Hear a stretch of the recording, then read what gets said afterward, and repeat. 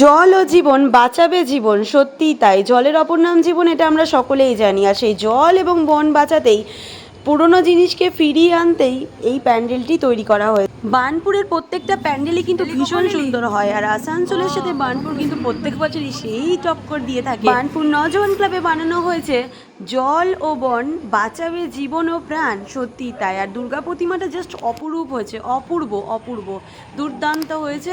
আর দেখুন সাথে মানে ব্যাকগ্রাউন্ডে যেটা ছিল তার মধ্যে দেখলাম পরী ছিল, বুদ্ধ ছিল, তার সাথে ছিল হরিণ টরিণ, আরো অনেক কিছু দেখতে পাবেন আপনারা।